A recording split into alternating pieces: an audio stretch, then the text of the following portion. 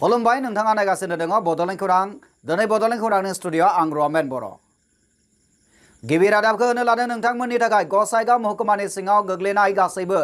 गुदि गेजेर गोजौसिन आरो जौसिन फरायसालिफोरनि गाहाय फोरोंगिरिफोरखौ लानानै प्रमद बर'आ सावरायलायदों। गसाइगाव सोहोरनि सिङाव थानाय गसाइगाव फरायसालिमायाव गुबुन गुबुन फरायसालिनि गाहाय फोरोंगिरिफोरजों बिटिसिनि गाहाय मावफुं सोद्रोमा मुस्रि प्रमद बर'जों थोंजों सावरायनाय हाबाफारिया जानानै थांबाय। थांनाय 16 जुलाइ खालाराव गसाइगाव महकुमानि सिङाव थानाय गसाइगाव फरायसालिमायाव बिटिआरनि गाहाय मावफुं सोद्रोमा मुस्रि प्रमद बर'जों लोगोसे बिटिआरनि इएम उकिल मोसाहारि, इएम रेवरेवा नार्जिहारि आरो डॉक्टर दिलीप सुरगियारजों लोगोसे गोबां मानगोनां सोद्रोमाफोरजों लोगोसे फरायसालिफोरनि गाहाय फोरोंगिरिफोरजों थोंजोङै फरायसालिफोरनि थासारिखौ सावरायनायजों माबोरै स्रां जायो बिनि सायाव मोखांजों मोखां सावरायनानै माखासे बिथांखिफोरखौ मावफुंनो थाखाय प्रमद बर' बिथाङा बिथांखि लायो। सोलोंथाइनि फारसे गोसो बोगथाबनायखौ नुनो मोनदों आथिखालनि बिटिसिनि गाहाय मावफुं सोद्रोमा बिथां प्रमद बर'खौ। মই কন্টেক্টৰ কাৰণে আপোনালোকৰ লগত আলোচনা কৰিব বিচাৰিছো। মূল কথা হৈছে আমাৰ ভাৰতত ইতিমধ্যে নেশনাল পলিসি হৈছে নিউ এডুকেশন পলিসি। অসমত দুবাৰমান আমাৰ এমেন্ডমেন্ট হল শিক্ষাৰ যেটো আমাৰ এক্ট আছে আইন আছে এইটো गोबां बिथिंनि जौगाखांनाय हाबा मावफुंलांनांगौखौ मावफुंनो थाखाय गासैबो गसाइगाव महकुमानि सिङाव थानाय गुदि गेजेर गोजौ आरो जौसिन फरायसालिफोरनि गाहाय फोरोंगिरिफोरजों लानानै सावरायलायनायाव बे हाबाफारियाव गोबां जेंनाफोरखौनो लानानै सावरायलायनाया जानानै थांबाय। मोनथिनो मोननाय बादिब्ला बे सावरायलायनायाव फरायसालिनि बेंखन इन्जुर, मोब्लिब गोहो, फोरोंगिरिनि आंखाल, आगजुफोर, संग्रा न', फरायसा बाङाय जालांनाय बायदि बायदि आयदानि सायावबो सावरायनो आरो गोनां जानाय बादि मावफुंनो थिरांथा लायो होननानैबो मिथिनो मोननाय जादों। बिटिसिनि मावफुं सोद्रोमा मुस्रि प्रमद बर' बिथाङा फोरोंगिरिफोरनि सिगाङाव बुङो दि आं नोंथांमोनखौ फोरोंनो फैयाखै नाथाय नोंथांमोननि थासारिखौसो मोनथिनो फैदों आरो सासे फोरोंगिरिया खमैबो गावनि बादि सासेबो फोरोंगिरि मावनो हानाय फोरोंनो हायाखैब्ला बेनि फोरोंनायाव हलाय जाबाय होननानै गसाइगाव महकुमानि सिङाव थानाय गं 96 गेजेर फरायसालिफोरनो गंसे फरायसालियाव इंराजि 2024 नि गेजेराव 5 लाख राङै हरनानै बेंखन इन्जुरफोरनि जेंनाखौ फोजोबस्रांगोन होननानै फोरोंगिरिफोरनि सिगाङाव रोखायै बर' बिथाङा बुंथियो। बेनि अनगायैबो प्रमद बर' बिथाङा खौरांगिरिफोरनि सिगाङाव बुंथियो दि फैगौ बर' बिजोंनि स्पेशियल जुनियर टेट आनजादाव DLED, BEd नि अनगायैबो बर' बिजोंजों फरायसाफोराबो आनजादाव बाहागो लानो हागोन। DLED गैयैफोराबो बर' बिजोंनि जुनियर टेटखौ होनो हागोन होननानै बिथां बर'आ बुंथियो। नागिरो नोंथांमोननो जों फोरमायबावनो नागिरदों थिरांथा बायदि गासै गं 96 ता फरायसालिफोरनो नांगौ रोखोमनि वाल एबा बेरा लुफुंनानै होनो थाखाय मोनफ्रोमबो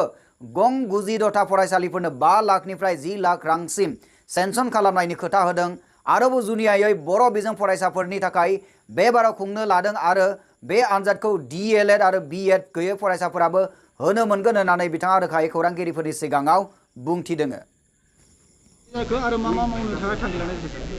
गेजेर फरायसालि आरो गोजौ फरायसालिनि गाहाय फोरोंगिरिफोरखौ लानानै गसाइगाव साब डिभिजनाव जोङो दिनै सावरायदों आरो बे सावरायनायनि गुबै थांखियानो जाबाय जे जोंनि जि सोलोंथाइ बेखौ जोङो गुन गोनां मोनसे सोलोंथाइ होनांगौ आरो दा बेवहाय गोबां समाव जों खोनायो जे फरायसालिफ्राव गोबां जेंना दङ, बाउन्डारि वाल नांगो, आर्ट फिलिं नांगो, स्कुलाव एक्सट्रा क्लासरुम नांगो। दा बैफोरखौ लानानै जों सावरायदो आरो दिनै गमामायैनो जों नुबाय SSA आरो RMSA गोबां खामानि मावबाय थानायनि उनावबो जोंनि फरायसालिफ्राव गोबां जेंना दङ आरो बे जेंनाखौ जोङो सावरायखांनानै मिथिनायनि उनाव प्रायोरिटियाव जोङो बबेखौ मावग्रोनांगौ बेखौ मावनो थाखाय BTC सरकारा जों आखायाव लागोन आरो दिनै फार्स्ट बेवहाय मिटिं जानायनि उनाव बांसिन जेंनाया बाउन्डारि वाल हिसाबै जों दिनै थांखि लादों कि जोंनि जिखिनि फरायसालि दङ बेवहाय 100सो ME स्कुल दङ, ME MV लोगो नांनानै दा बेवहाय जोङो 5 लाखनिफ्राय 10 लाखनि गेजेराव जेसेबां फैसा बेवहाय खरसा जागोन बेखौ नायनानै जोङो गासैबो फरायसालियाव गसाइगाव साब डिभिजनाव जेसेबां गेजेर फरायसालि दङ, ME स्कुल दङ बेवहाय बाउन्डारि वाल होनायनि थि खालामदों। बिनि उनावनो हाई स्कुल आरो LP स्कुलावबो जेराव जेराव नांगो बाउन्डारिखौ वालखौ होगोन आरो बेजों लोगोसे जिखिनि क्लासरुम नांगो बेखौबो जोङो SSA RMSA जों रायलायनानै होनो थाखाय थिक खालामदों। टयलेट नांगो बेखौ होनो थाखाय थिक खालामदों आरो जिखिनि पोस्ट भेकेन्ट जानानै दङ बे भेकेन्ट जानाय पोस्टखौ जेसेबां हायो थाब सुफुंनो थाखाय जों आसाम गभर्नमेन्टजों सावरायनानै थांखि लानाय जागोन। गासैबो फरायसाया होनो मोनगोन। गसाइगावनिफ्राय फुंखा बरगयारिनि रिपर्ट बड'लेण्ड खौरां। दानिया नोंथांमोननि थाखाय नैथि रादाब दङ। गसाइगाव महकुमानि सिङाव थानाय हाब्रु बिल आसनि मावख'आव विल्सन हार्सा बिथांखौ मान बावदों। थानाय 14 जुलाइ खालारखालि गसाइगाव महकुमानि सिङाव थानाय हाब्रु बिल आसनि मावख'आव आसनि बानजायनाव 3 नं श्रीरामपुर बियाबनि नमिनेटेड MCLA विल्सन हार्सा बिथाङा थांनाय 15 जुलाइआव BTCनि अर्बान डेभेलपमेन्ट SWD NIT बिफाननि EM बिबान मोनो। मख'नो गोनांदि बिथां विल्सन हार्साया बे बिफानखौ मोननानै जोबोर गोजोननाय मोनदों होनना फोरमायो आरो BTCनि गाहाय मावफुं सोद्रोमा मुस्रि प्रमद बर' बिथांनिसिम गोजोननायजों लोगोसे हामलायथि बावो। फैबाय थानाय समफोराव बे बिफानाव थानानै रायजो राजाफोरनि गाहाम मावनो नाजालांगोन होननानैबो खौरांगिरिफोरनि सिगाङाव बिथाङा बुंथियो। নাই बहुत आनंदमय এটা অনুভৱ আহিছে আৰু বিশেষকৈ ক'ব বিচাৰোঁ যে এইটো সম্ভৱ হ'ল যেহেতু প্ৰমোদ বড়ো ডাঙৰীয়াই ইলেকশ্যনত আগতেই BTC ইলেকশ্যনৰ আগতেই তেখেতে এটা প্ৰতিশ্ৰুতি দিছিল যে আপোনালোকৰ কমিউনিটি ফালৰ পৰা যেহেতু আমি টিকেট দিব পৰা নাই আৰু আপোনালোকে বৃহৎ জনগোষ্ঠী ইয়াত আছে তো ডেফিনেটলি আমি এটা নমিনেটেড MCLA দিম আপোনালোকক আৰু অকল নমিনেটেড MCLA নহয় আমি EM লৈকে বনাম আৰু সেই কথাটো আজিৰ তাৰিখত প্ৰমাণিত হৈ গ'ল আৰু সেইকাৰণে মোৰ লগত যিমান জনগোষ্ঠীৰ মানুহ আছে গোটেইকেইটাই বহুত আনন্দ অনুভৱ কৰিছে আৰু লগতে বিভিন্ন জাতি জনগোষ্ঠীৰ মানুহ যেহেতু ইয়াত আমাৰ গোসাইগাঁও যিটো বিধানসভা সমষ্টি আছে ইয়াত বড়ো জনগোষ্ঠী কওক বেংগলী কওক আমাৰ মাইনৰিটি কওক কোচ ৰাজবংশী কওক সকলোৱে এতিয়া এটা আনন্দময় পৰিৱেশ এটা দেখিবলৈ পাইছোঁ বা তেখেতসকলে প্ৰকাশ কৰিছে যে তেখেতসকলে বহুত নথৈ আনন্দিত হৈছে। সেইকাৰণে বিশেষ ধন্যবাদ অশেষ ধন্যবাদ আমাৰ প্ৰমোদ বড়ো ডাঙৰীয়াক আৰু বৰ্তমানৰ চৰকাৰক। কিবা স্পেচিফিক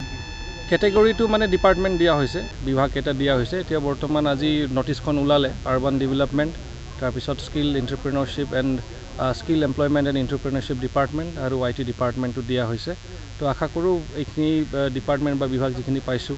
এইটো ভালকৈ চলাই লৈ যাব পাৰিম বুলি আশা কৰিছোঁ আৰু BTR-বাসীৰ ৰাইজক যি ধৰণে সেৱা আগবঢ়াব লাগে এই ডিপাৰ্টমেণ্টৰ জৰিয়তে যিটো সম্ভৱ সেইখিনি সেৱা নিশ্চিতভাৱে ভালকৈ আগবঢ়াম বুলি আশা কৰিছোঁ। ইন ফিউচাৰ আপুনি ৰাইজৰ কাৰণে কিবা আশা ডেভেলপমেণ্ট নাই ৰাইজৰ কাৰণেতো কাম কৰিবলৈ চৰকাৰ আহিছে আৰু আমি অলৰেডি ইলেকশ্যনৰ আগৰ পৰাই এটা পৰিৱৰ্তনৰ শ্লোগান দিছিলোঁ আৰু পৰিৱৰ্তনটো এইটোৰ কাৰণে শ্লোগান দিছিলোঁ যাতে বৰ্তমানৰ যিটো ৰাইজৰ দূৰ অৱস্থা বেয়া অৱস্থাত আছে সেই দূৰ অৱস্থাৰ পৰা যাতে তেখেতসকলে ওলাই আহিব পাৰে তাৰ পৰা যাতে তেখেতসকলে উদ্ধাৰ পায় যিবিলাক দৰিদ্ৰ মানুহ আছে সকল আছে তেখেতসকলৰ পৰিয়ালৰ কাৰণে যাতে আমি কিবা এটা সহায় আগবঢ়াব পাৰোঁ আৰু প্ৰমোদ বড়ো ডাঙৰীয়াৰ নেতৃত্বত অলৰেডি তেনেকুৱা কেইটামান অলৰেডি ডিছকাশ্যন হৈ গৈছে আমাৰ মাজত যে আমি কি ধৰণে প্ৰত্যেকটো পৰিয়ালক আমি মানে সাঙুৰি লৈ তেখেতসকলৰ মানে ছ'চিঅ' ইকনমিক ডেভেলপমেণ্টৰ কথা আমি চিন্তা কৰিব পাৰিম বা তেখেতসকলক সহায় কৰিব পাৰিম অলৰেডি কথা আগবাঢ়ি আছে আৰু বিশেষকৈ আমি ক'বলৈ গ'লে যে হিউমেন ডেভেলপমেণ্ট যিটো পেৰামিটাৰ যিটো বহুত ডাউন আছে ইয়াত হেল্থ হওক এডুকেশ্যন হওক বা ইনকাম ষ্টেটাছ হওক এইবিলাক ক্ষেত্ৰত বিশেষ গুৰুত্ব দিয়া হ'ব আৰু সেইটো প্ৰমোদ বড়ো ডাঙৰীয়াৰ নেতৃত্বত আমি নিশ্চিতভাৱে ভাল কাম কৰিম বুলি আশা কৰিছোঁ। ओरैहाय BTCनि फोरमायथि आरो सुबुं फोनांजाब बिफाननि EM डक्टर नीलुत स्वर्गियारिया क'क्राझार जिल्ला फोरमायथि आरो सुबुं फोनांजाब बिफाननि मावखुलियाव गोदानै लुफुंनाय कनफारेन्स हलखौ बेखेवदों। बेजों लोगोसे बिफाननि मावफुं सोद्रोमा महरै गोदान बिबान आजावनाय हिसाबै BTC DIPR बिफानजों फोसावजानाय दानसेयारि खौरां बिलाइ बड'लेण्ड लाइथुनखौ बेखेवनानै होयो। बे हाबाफारिजों लोब्बा लाखिनानै मावफुं सोद्रोमा डक्टर स्वर्गियारिया क'क्राझार जिल्ला गसाइगाव महकुमा आरो पर्बतजरा फोरमायथि आरो सुबुं फोनांजाब बिफाननि मावख'गिरि आरो क'क्राझार प्रेस क्लाबनि सोद्रोमाफोरजों सोरखारि जौगाखां खामानि मावनायफोरखौ सुबुंफोरनि गेजेराव मिथिहोनाय खौरां फोसावनायनि गेजेरजों समाज सिबिनाय आरो गुबुन सोमोन्दो लानाय आयदाखौ लानानै गुवारै सावरायलायो।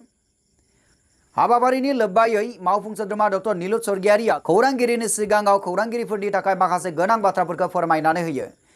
आरो बे गोनां बाथ्राफोरानो जाबाय BTRनि खौरांगिरिफोरनि थाखाय बोसोरारि बान्था रांखान्थि अनसुंथाइ इन्सुरेन्स आरो खौरांगिरिफोरनि थाखाय जार्नालिस्ट बर्ड दानो BTC सोरखारा थांखि लादों होननानै फोरमायथियो मावफुं सोद्रोमा डक्टर नीलुत स्वर्गियारि बिथाङा। गसाइगावनिफ्राय जोंनि खौरांगिरि फुंखा बरगयारिनि रिपर्ट बड'लेण्ड खौरां।